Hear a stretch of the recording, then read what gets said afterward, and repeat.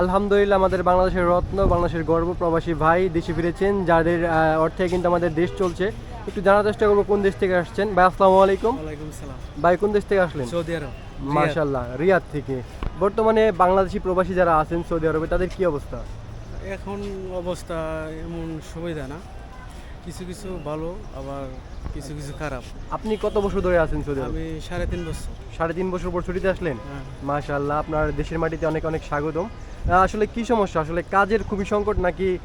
ওই বাংলাদেশের দালাল এক কথা বললেন নিয়ে 3 মাসের আকামা দেয়, তারপরে আর আকামা বানায় দেয় না। আচ্ছা আচ্ছা, এই আর কি। 3 মাসের আকামা দেয়, তারপর আর আকামা বানায় না। আচ্ছা আচ্ছা, কাজও দেয় না, কাজও দেয় না, সাপ্লাই কোম্পানি পরে। রুমে আটকে রাখে অনেক সময়। হ্যাঁ, এই অবস্থা আর কি।